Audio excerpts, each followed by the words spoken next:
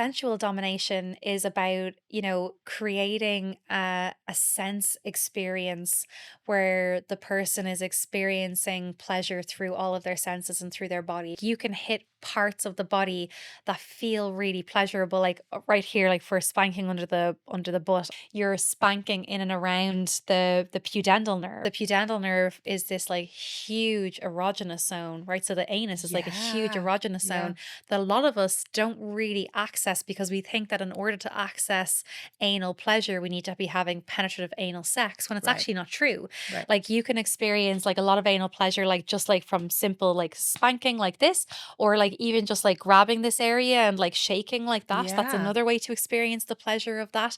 And like it's a powerhouse of pleasure.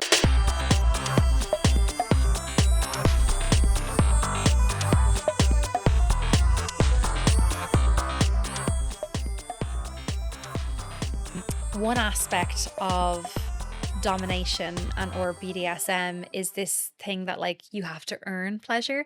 So there's this idea of like, Mm. you behave like this and then you get to lick my boot, for example. And that's a pleasurable experience for Yeah. the sub, right? Right.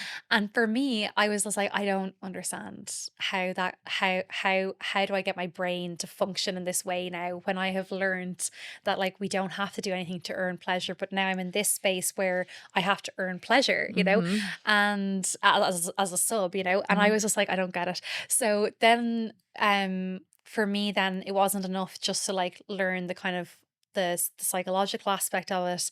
I was then like, okay, I'm gonna have to find a dominatrix to train with in order to understand this experientially. And yeah, then I went into training, and for me it just opened up a whole new world of like how you engage with yourself, how you engage with consent, with power plays, with dynamics, with it was so interesting to me because even through this, what I learned was that, like, even though we have this aspect of like the dominatrix and the sub, you would think the dominatrix is in charge and the sub is like being led, right? But Mhm. actually, when you are in that experience, the sub is completely in charge, and Yeah. the dominatrix is actually a servant to the sub. Which is crazy, and I learned that myself, but Yeah. just within my husband and me, and it's amazing how much power Yeah, yeah. the sub actually has. Absolutely, right? And Yeah. well, actually the sub has all the All of power. it All the power. because of And the strong consent. yes, well, it's not just because of the strong consent, it's because of how the power dynamics are set up in the first place, because ultimately your idea, your goal as a dominatrix is to create an environment that someone can completely submit and relax into in order to experience pleasure. And Oh, it's so great. and that means like in some ways, like as a dominatrix, like you are in complete control of like creating a pleasurable environment for that person as well. So there's this beautiful dynamic that's happening. I mean, even if you think about things like it also then, has this way of like linking back into sex as well. I mean, maybe we'll go back to that in a second. But I mean, even if you think about then there's different types of and different styles of domination. And what I learned is that like if I was to go into any specific style, for me, the easiest and the kind of place that most I felt most at ease in being a dominatrix was like as a sensual dom, right? What So is that? yeah, That so sounds right. Go yeah, on. so for example, there's, the dominatrix that can like give orders and things like this. And Like, clean my toilet is the one you think of from TV and movies, oh, right? okay, yeah. Right? I mean, but even financial domination is a Uh-huh. part of this as Right, well, right? exactly. And then, The but sensual. sensual domination is about, creating a sense experience where the person is experiencing pleasure through all of their senses and through their body, right? Mhm. Through different sensory experiences. And I mean, this is like where you can then start to deconstruct kinks like spanking Mhm. and whipping and even rope tying when you had Connor on, right? Mhm. That like when you look at the education, because I'd often, because I think I'm a good entry point for a lot of people for these types of subjects because I give the education behind it. And when you learn the education behind it, you understand that like, you know what you think of when you think like, oh, someone's into spanking or like being tied to a cross and being Mm. whipped, Mhm. like, oh, they got a mad kink, What's wrong with them? yeah, like, Yeah. oh, what's that about, When you learn that like actually impact play is just a sensation, right? And for some people like that body, like you can hit parts of the body that feel really pleasurable, like right here, like for spanking under the butt. I have a workshop on it, like where you're spanking in and around the pudendal nerve, right? Yeah. And the pudendal nerve is this like huge erogenous zone, right? So the anus is like a huge Yeah. erogenous Yeah. zone that a lot of us don't really access because we think that in order to access anal pleasure, we need to be having penetrative anal sex when it's Right. actually not true. Right. Like you can experience like a lot of anal pleasure, like just like from simple like spanking like this, or like even just like grabbing this area and like shaking like that. That's Yeah. another way to experience the pleasure of that. And like it's a powerhouse of pleasure, right? And if you think as well, like when it comes to how important it is to have the education underlying these practices, that is embedded into the culture of BDSM and kink, where you're not just being like, oh, I'm going to get into breath play, right? Like in that That's world, where choking comes to, right? well, and even asphyxiation. Talk to Dominia I Clarity about will, it. I will, But yeah. like what I would say is that like really, really like that is where you need the education around Yeah. understanding like how you would actually approach this from a place of safety, right? Like where you're safe and Yes. your partner is safe. And I mean, even simple things like, when you look at like the media and you'll see people engaging in choking practices during sex, and it's consensual choking Mhm. practices, right? Like not like horror movies or things like this. And you see them like they'll go like this in the movies, right? Mhm. Like you'll see it on everything. And actually, this is not what you would do when it comes Yeah. to choking practice, right? Like if you're doing it this way, what you'll see is a Whole very clear space. host, yeah, space and an opening. And actually, you're just gently pressing the sides of the neck, right? In that Right. regard, you're keeping this part, which is extremely tender. It has like really small little bones that are very easy to break. The You would never hyoid bone or something like yeah, that. you would Yeah. never go near that in any circumstance. And I mean, even you can also use two hands and then you're putting your thumb either side of the windpipe and your hands can move around like this. So I'm doing it to Right. myself now, but like it's like looks something like this, right? Right. And again, you're still getting that same experience, right? Like that choking, but again, it's safe practice, Yeah. right? And this is where, again, I find so difficult because when we have adults who are looking to things like mainstream porn for their education, they're not engaged They're in not the getting the education. education behind it, right? Like Right. what's safe and and this is where we end up putting ourselves in danger and our partners in danger. Yeah. But education is never going to do that, the kind of way. So this is where, and also what education allows you to do is explore it in a way that isn't saying you need to be having, an orgasm off the back of this, but exploring whether this is something you like or something you don't like, so that if you like it, you might dip your toe in a little bit further, and if you don't like it, you won't engage in it again, right? Which Like, is fine. yeah, so it's that Yeah. element of like exploration and discovery as well. So, yeah, so I mean, I always tell the yeah, story. this, I have a friend who was going on a first date with somebody and they were just kissing and then he started choking her. Not mm, to kill her. Like, isn't this hot? And I'm like, what is happening, yeah, people?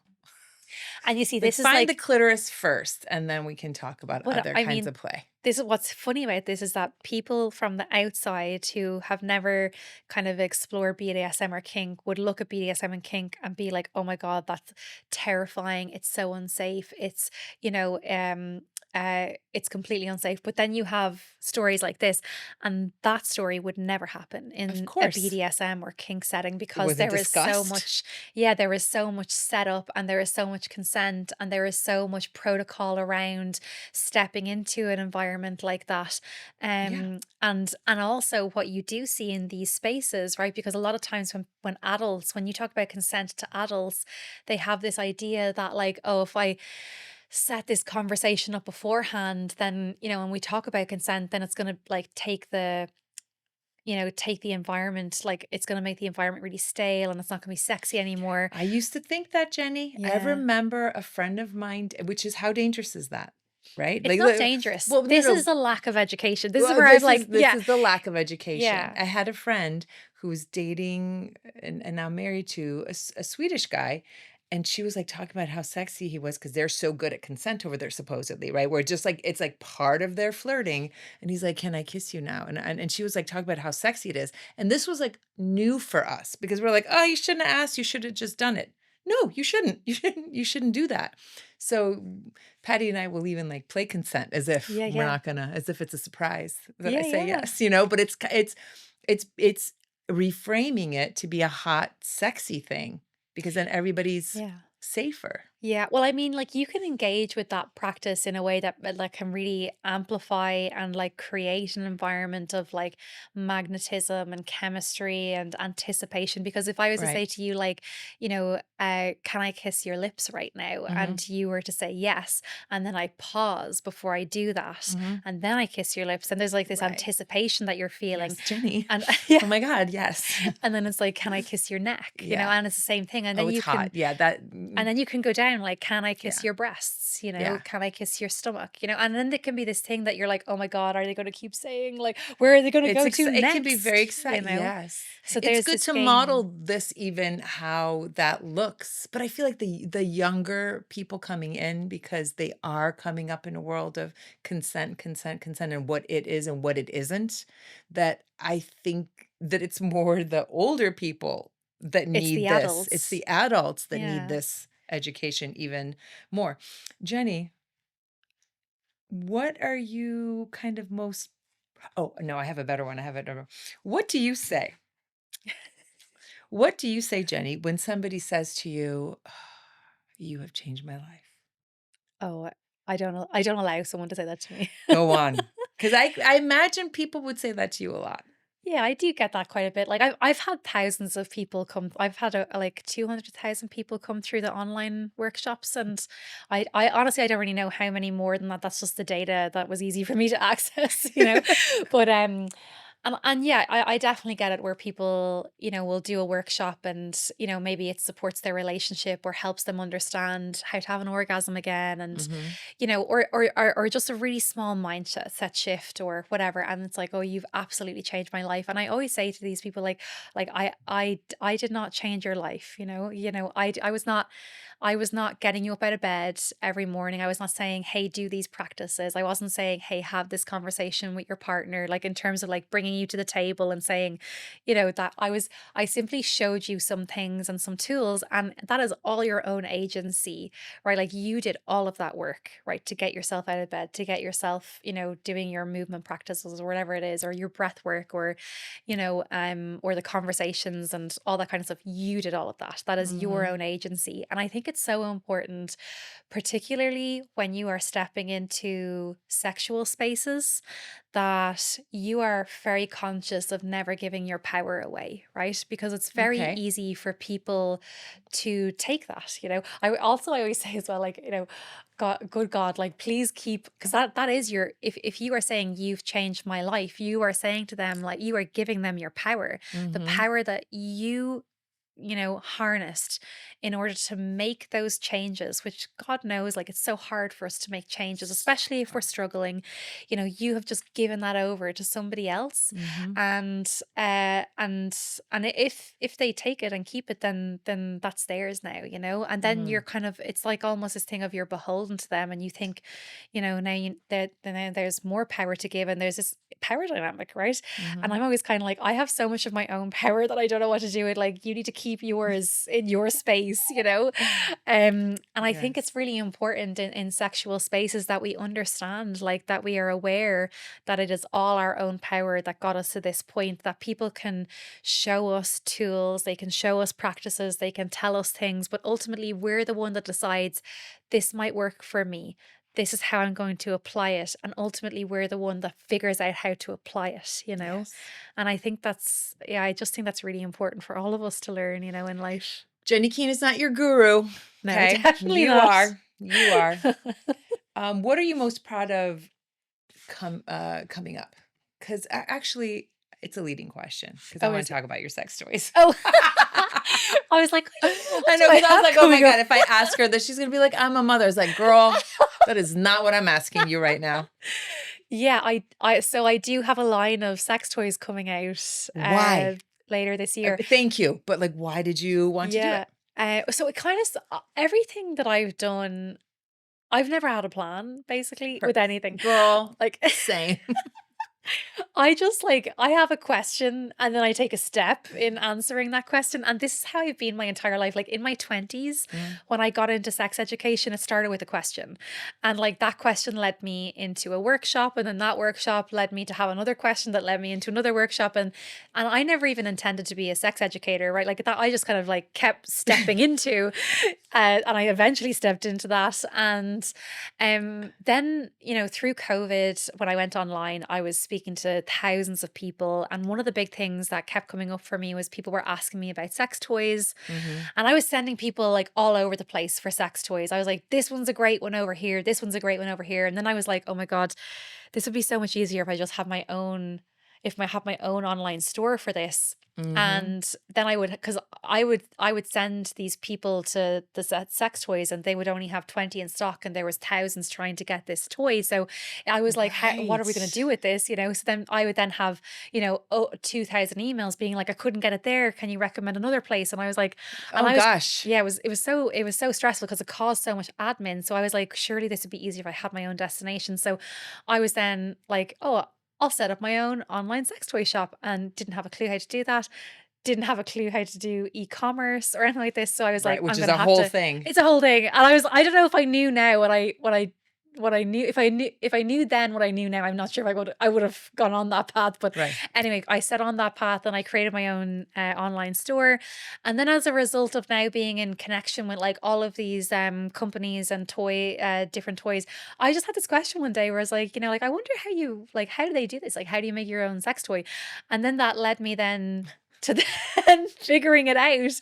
And like then I'm suddenly talking to like manufacturers, and I have an R&D team. And even like down to like how do you design a sex toy that like isn't just like any other sex toy. And then basically like how the first toy that came about is called the J Spot. Uh-huh. The J spot? The J Spot, yeah, like it's a Jenny. it's a dual stimulator for like G Spot and clitoral stimulator. Ah, yeah, yeah. But I basically came about that by like I had to send a design to the R&D team, and I was just signing my signature, my name, on this sheet of paper. And that's what I do when I'm like thinking. I'm just like doodling, and I was just like looking at this piece of paper, and I saw the J, and I was like, that kind of looks like a Like you could vibrator in yeah, another angle. yeah. And then I sent them this like just this scribble of it, my Like a my Hudsucker initial. proxy. You're like, Yeah, "This. my I need initial. this." Yeah, but then we obviously went back and forward with the designs for a while. But like yeah, then it came to fruition. And then once I had done one, then I was like, oh, and now I need this one, and now I need this one. And yeah, so I have a line of sex toys coming What are they out. called? It's the O Moment. Oh, moment. Okay, The O beautiful. Moment kind of toy range. I had thought about multiple different names for the toys, but then I was like, I'm Keep it getting on into too many brand. strands here. Keep it on brand. So yeah, it was easier just to keep it all under the O Moment. And what's really interesting about this is that like when I'm buying sex toys, like Yeah. you have sex toys that are that have you've got tons from, Sweden and Mhm. Germany and all these like really like openly recognized sex positive spaces Yes. in Europe and things like this. And actually Ireland does not have its own range of sex toys. So like this is also quite a big Nor is it deal. known for a very open, sex positive Yeah. although, Ireland was the first country in Europe that, voted gay marriage in, right? So, like, it Yes. needs its kudos. But go Yeah. on. So, but now it also is going to have its first line Of of yeah. sex toys. And I what kind of what kind of toys are we talking about here? What are they gonna do for Uh, us? so there's multiple toys. So there's the dual stimulator, which is Mhm. called the J Spot, and then I also have other toys. So one of them is a mini wand, like a mini wand. So this is like how Pocket much rocket. power can you get into the smallest toy in Mm. the world? What is the answer, Jenny? Oh, a lot of power. you'll see, it's This like is not your electric toothbrush. yeah, Okay, go on. it's like a rocket. And I mean, it also has like, gentler settings as well, but like it's a really strong bullet vibrator Okay. basically. And then I also have a finger vibrator, which if there is one toy that a couple says like, where should we start? I always say like finger vibrator, finger vibrator, finger vibrator, because you pop it on your finger. It's like a ring that you wear Okay. almost, Love and it. like They it's do a a reach around. Let me guess. it's really good for adding to sex positions, any sex position. Love it. And I'm like gonna you get can wear it one. yourself. Yeah, you can wear it yourself, or your partner can wear it. And like what's really great about it again is that it's just about changing sensation. And actually, if you look at the research, they always say, particularly for heterosexual relationships, that 18% of women will orgasm in a heterosexual relationship, in partnered sex with their with so 18% of women will orgasm with their partner in a heterosexual relationship, Mhm. right? But if you add clitoral stimulation to that, that Mhm. number goes from 18% to 70%, That's a right? big jump. It's a huge jump. And I Yeah. think like a finger vibrator is a really easy way. It's a really easy tool to add. And again, if you're just introducing toys for the first time, it's not going to be scary. It's not like you're not trying to figure out how to use it. It becomes an extension of your hand, Mhm. and it's easy to kind of figure out how to put it in, and it's a really nice stepping stone into the world of adding sex toys to your bedroom life, whether Mhm. that's solo or partnered. And yeah, and then I have a couple of more coming out as Do well. you do you have those sucky ones? I don't have a sucky one yet. Okay, but you I'm will, won't you? I Or do you not like the eventually, sucky yeah, ones? eventually. I do love sucky ones. I think that they are fantastic. My thing is though is that if I can't create something that's better than what's on the market, What's I the there's no point? point in creating it, because I also love brands that are already on the market. So my favorite sucky toy, clitoral suction, is from Womanizer. I have it. Yeah, it's called Yeah. the Premium 2. Yes. They have different I don't know, versions as mine's well. mine's older, but Yeah. yeah, the womanizer. The Womanizer is a Which really good brand such for a clitoral suction. They do a lot of research. They also support a lot of research in the sexological field. And I love that about their company as well. So mhm. I'm kind of the mind, if I can't create something that's the best on the market, then what's the point in it being on the market at Mhm. this Okay. moment in time? So yeah, so I've started with vibrations first and foremost. And I've also done other things. Like I'm a really big fan of pleasure products. I Mm. don't think that sex toys should just be limited to the vibrators. I think they could also be things like aphrodisiac chocolates or couples massage candles, or Yes. pheromone perfumes. Yes. And Do those these are work? Are those real? they work depending on what brand you're going to. I mean, I've tried them all. And again, this is where like I do deep dives into like how they're creating these products in the first place, because then And this is all on your site, so if people want yeah. to we're doing an infomercial now. If We you should have brought they could them. kind of they can trust you because you are a nerd I am a nerd, that yeah. dives down deep into this, no pun intended, Yeah. and so what's on your website, I imagine you maybe have a pheromone perfume there. I do, Okay, yeah. so then you trust that one. Yes, it's from the Eye of Love, it's called. Because a lot of the pheromone perfumes will use like almost like essential oils as their activating scent. So for example, lavender is a scent that tends to activate the parasympathetic nervous system. So that's why it's attributed to Yeah. relaxation. Something like sandalwood would be a sympathetic scent. So it's like an arousing And scent, peppermint too, okay? isn't another Yeah, one? Yeah, okay. peppermint is one of them. But again, then we are also all unique. So for some Sure. people, sandalwood could be relaxing for your body. So Mhm. it's also supposed important to understand what works for you. But sometimes with pheromone perfumes, what they just do is add these like essential oils as the kind of thing that's activating, and it's not technically a pheromone perfume. Okay. But the Eye of Love, they do go into using pheromones, and this is like, this is mimicking our own pheromones, which are chemical signals that we send out. And they're mostly attributed to sexual signals, but they're actually social signals as well. So I always say, like, pheromone perfumes are great for anyone that has social anxiety. That anyone, like, if you're going into a meeting and you're looking for a raise, get some pheromone perfume on you, because it's a social signal that you're sending out. Oh my Yeah. god. Great for first dates. Great for dates. Like there's a couples one as well. That's really great for, I would say, for couples who are in long long-term relationships, like keep the spark alive. It's just this Yes. interesting, it's a fun way to change things up, you know? And again, for some people, like some people are like, this works for me and it's insane. And like, I wore it out to a nightclub and I kissed 10 people, this kind of story. Or like some Oh, people are like, I don't know if the it worked for me, days. you know? Right. Yeah. Okay. Oh, the I'm gonna days. try it. Yeah. Well, I don't know what for though. You can use it like as in like spicing up a date night, right? Okay.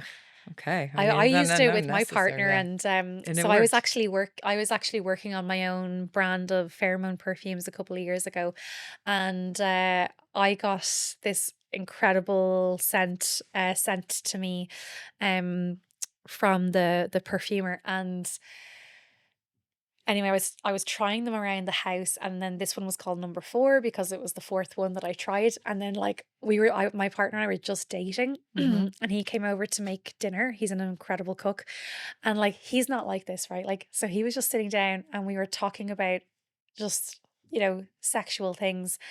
But then I said about the pheromone perfume, and then I said, "Oh, I really like this number 4." And he's like, "Oh, let me smell it." So I sprayed it like around the room, not on us, Hmm. just so that he could smell it. And yeah, then we were like just chatting and we were eating, and like I swear to God, it was like he looked at me and his eyes turned black. You know, like the way sharks Yeah. do that thing. And then I was like, "Oh my Oh, God." damn. And then I just emailed the next and I was like, "It's number 4. It's number 4. Number 4 works." You know? Amazing. So yeah, Oh, like I so get it it. really depends. Like, but I actually never released my own brand because then I became pregnant and, you know, And also, you went down can't that track. do I can't everything, do Jenny. everything. Yeah. So it'll be a future pursuit. But in the meantime, this brand that I have, I absolutely love. But yeah, so I also have pleasure products coming out, like my own couples massage candle. I already have a sex blanket. Yeah, But yeah, I've seen loads that. of. When are the sex toys out? I haven't got an exact date only because later this year, and I'm Okay. hoping it's going to be For August, September, Christmas. definitely for Christmas. Okay, I'm good. hoping it'll be, you know, end of the summer, but I can't say for certain because the shipping at the moment is insane because of what's happening worldwide. So I can't Right. say. Yeah, I can't say anything. Exactly. But they coming, Yeah. okay? Jenny, thank you so much Thank you. for blessing us with all this nerdy education you have given yourself and empowering us to just know that there's so much more out there for Hmm. us to learn about sex and ourselves and our bodies. You're amazing, but you're not my guru. Um, Thank you. follow, where can they find you, Jenny? um Hello, Jenny Keane on all the social channels. I'm mostly active on Instagram, and then I have my website, ooh-moment.com. Omoment.com. I'm Ivana Milicevic. Thank you for listening to Femme Totale. Follow me at Ivana Milicevic.